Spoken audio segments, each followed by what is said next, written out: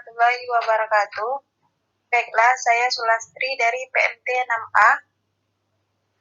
Di sini saya akan menjelaskan materi tentang perkembangan komponen software.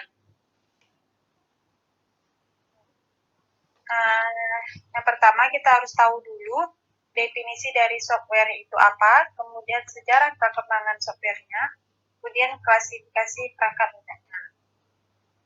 Nah, pertama itu definisi dari perangkat lunak adalah program komputer yang berfungsi sebagai sarana interaksi antara pengguna dan perangkat keras.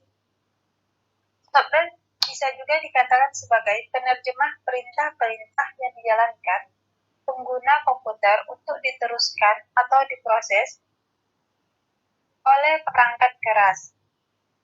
Software adalah program komputer yang isi instruksinya dapat diubah dengan mudah.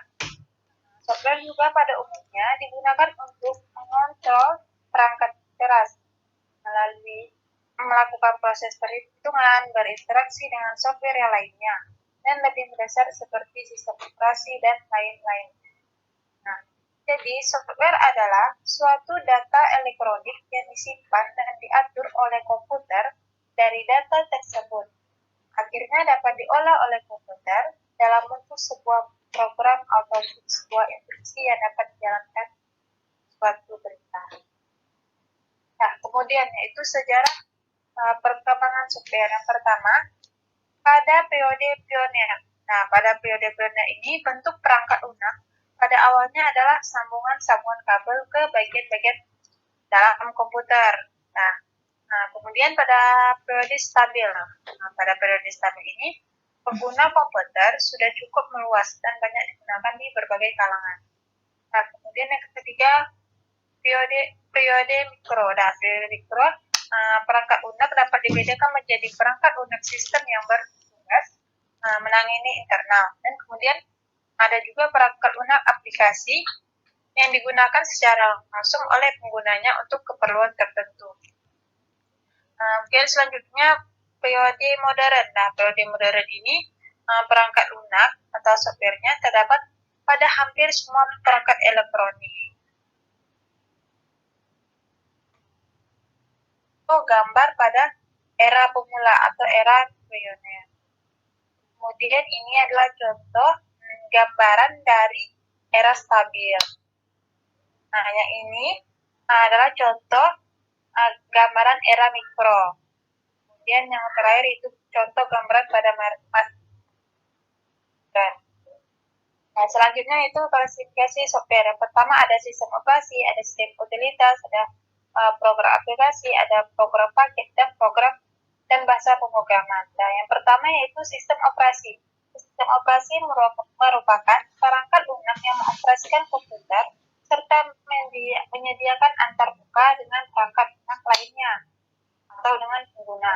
Nah, contohnya seperti sistem operasi Microsoft DOS dan sebagainya. Kemudian yang kedua ada program utilitas khusus yang berfungsi sebagai perangkat pemeliharaan komputer seperti antivirus, supervisi harddisk, dan manajemen harddisk. Nah, yang ketiga yaitu ada program aplikasi. Nah, program aplikasi yang dikembangkan untuk memenuhi kebutuhan spesifik. Seperti contohnya ada aplikasi akuntansi, aplikasi perbankan, dan sebagainya. Nah, kemudian yang keempat yaitu ada program paket. Program paket merupakan program yang dikembangkan untuk kebutuhan umum seperti adanya pengolahan data, seperti Microsoft Word, untuk pengolahan angka seperti Microsoft Excel, untuk presentasi seperti Microsoft PowerPoint, dan untuk desain AI seperti Photoshop dan lain sebagainya. Nah, yang terakhir ada bahasa pemrograman. Nah, bahasa pemrograman merupakan software yang khusus digunakan untuk membuat program komputer, apakah itu sistem operasi, program paket, dan lain-lain. Bahasa pemrograman memungkinkan programmer untuk mengembangkan serangkaian perintah yang membentuk program komputer.